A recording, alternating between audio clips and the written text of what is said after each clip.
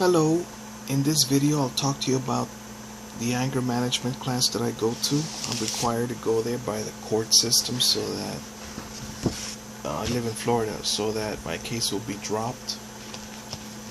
I wanted to go to trial, but my public defender kept telling me that this was the best option, this is just best, this is the best, every lawyer in the United States would love this deal. Just go to the anger management class for 13 weeks and go get your head examined. Alright. And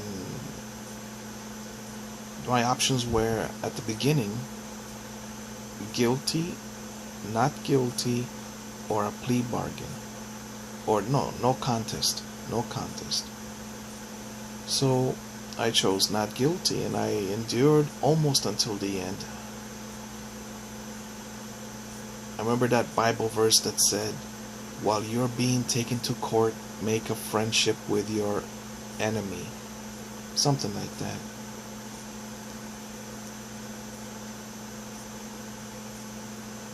But I was accused of choking somebody that I did not choke. And there were no physical signs, of course. And this person apparently has gotten free from accusing me. Whereas I am in probation for a whole year because I took this plea bargain. And then I remember the papers. I'm not under drugs. I'm not being forced. That's what the paper said, right? I'm not being forced to sign this. Yet, my probation officer said, if you don't sign it, I won't talk to you.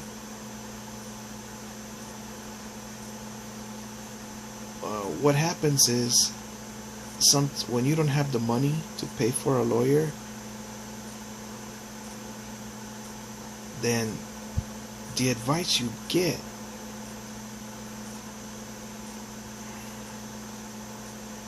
might not be the best. That's why you gotta read the Bible and memorize the Bible verses so that you already know what is right and wrong. What would have been more correct would have been to go to trial, because now I gotta come up with, I think, $75 a month for the probation officer,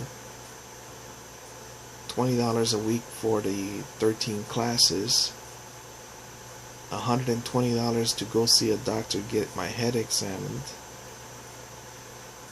So, well, most of you know I don't have a paycheck.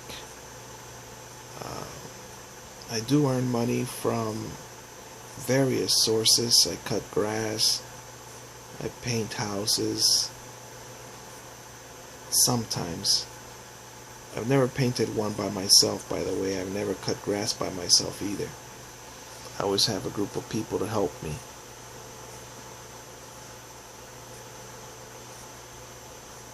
Alright. So, one of the things, and God is providing the money. So here, I have a piece of paper with construction paper, and I have 4 of the receipts from the 4 anger management classes that I've been going to, because apparently this is all year long, and some of the students that are there, they take their receipts and say, this is my last class, teacher, please give me the certificate.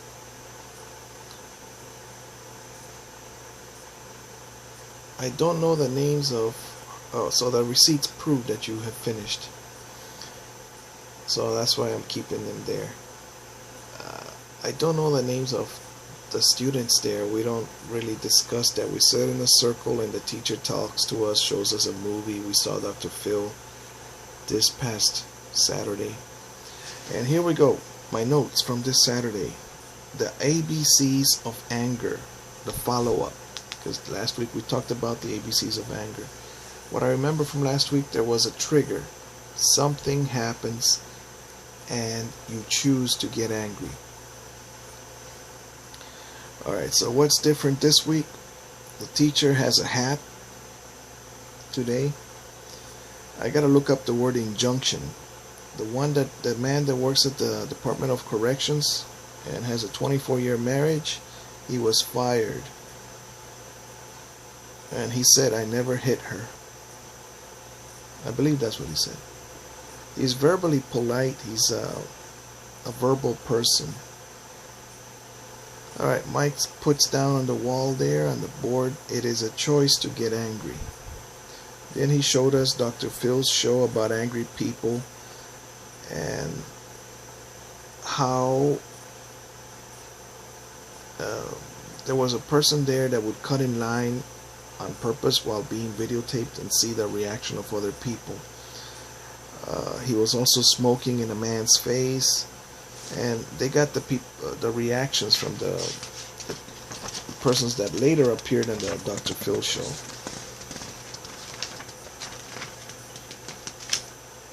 Alright, let's see, 2 pages in there.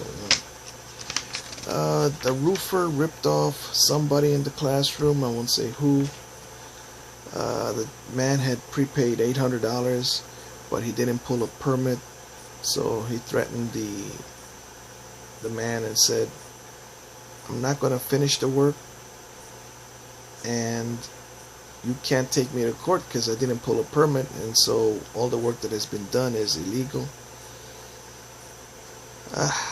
So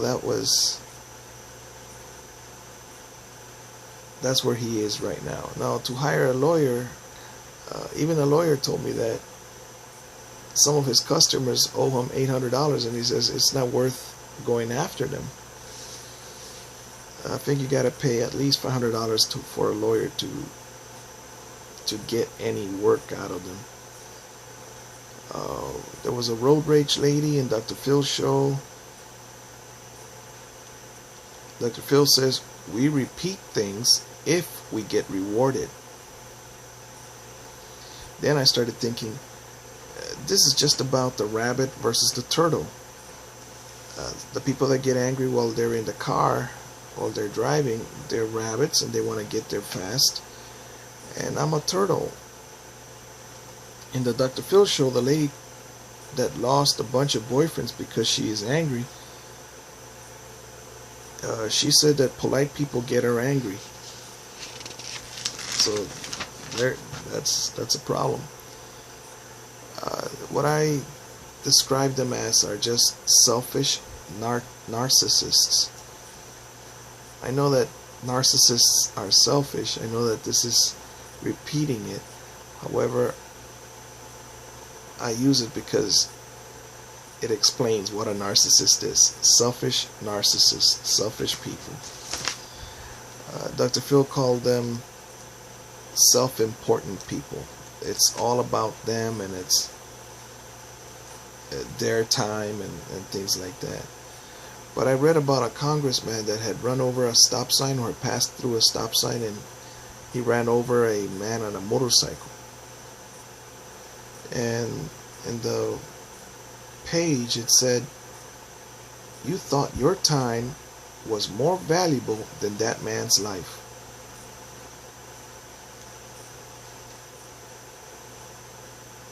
You don't want to stop. Of course, it wasn't a deserted area, but still, sometimes you wonder, why would they put a stop sign there? There must be a reason.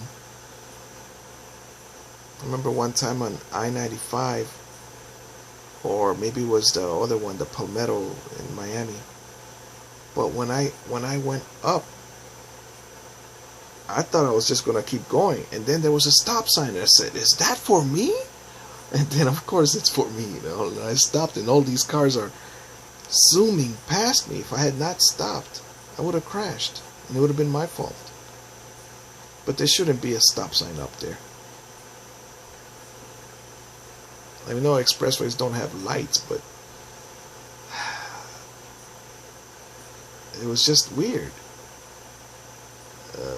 Bad planning. It was not well done.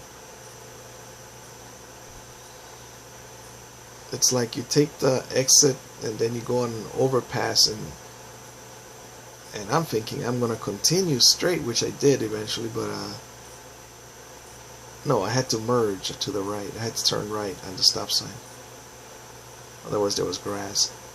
But up there, it was dangerous. Alright, so these are my notes for this week. This is my 4th week, apparently. At least I have 4 receipts. The classes are useful.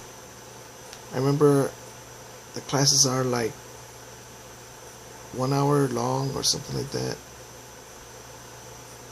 They run over sometimes, over time.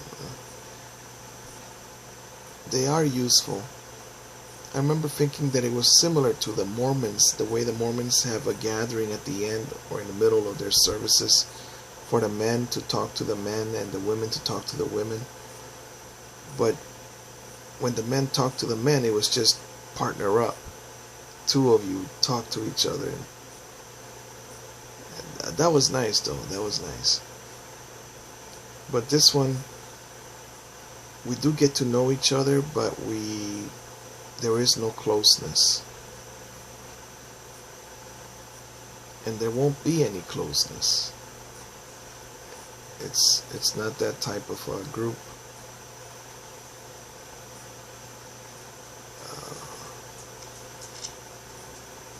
I'm looking for friends, so in order to find friends, you gotta be a friend, but you gotta go to a place where people are polite. Most likely, the Jehovah's Witnesses, they were the best for an immigrant like me. Or you could just say, well, Daniel, you've been here since you were 7, and 42 minus 7, you're at age 35 years you've been in the United States, and the first 7 in Honduras. So you should be able to find friends by now in the United States. In the United States, people don't have time for friendship. Most people. That's why I found this group of Jehovah's Witnesses, and I found some friends in there.